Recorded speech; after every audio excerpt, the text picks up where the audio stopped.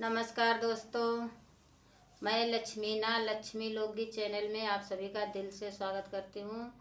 मैं आप सबके बीच में लाना चाहती हूँ देवी पचरा गीत।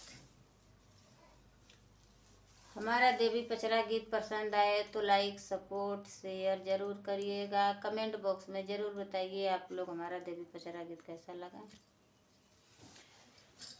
पाकी गईल गेहुआ मैया आड़ाउल फुलैले हो, मालिनिया बगियाना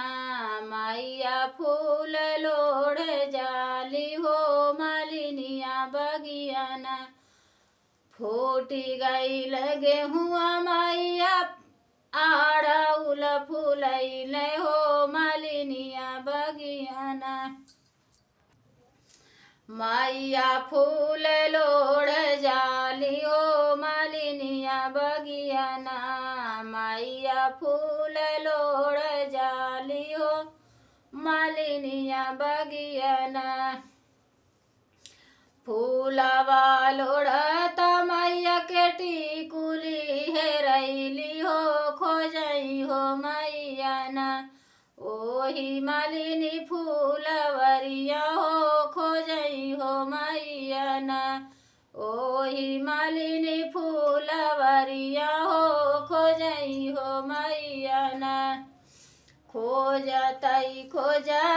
मैया था कि हारी गईली हो कि चली गईली ना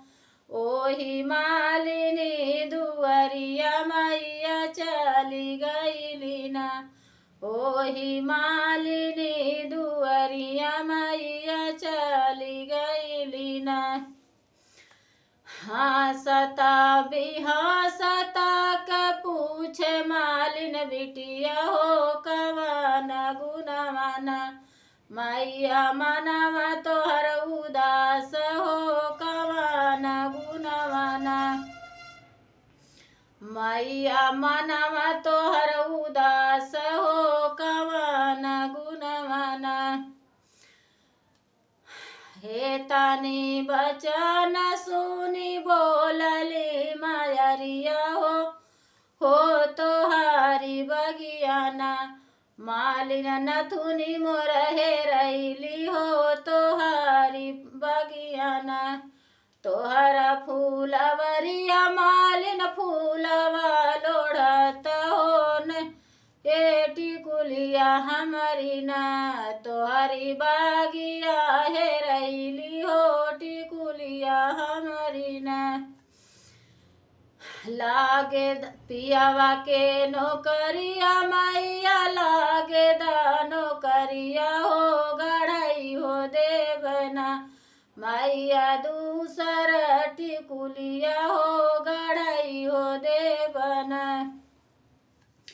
गर्भ बोलिया जिन बोलू रे मालिनिया हो कि होई हो जैबुना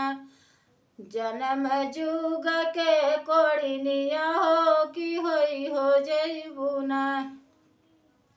ए तानी बचन मालिन सुनहु न पवली हो कि ठाड़ गिरना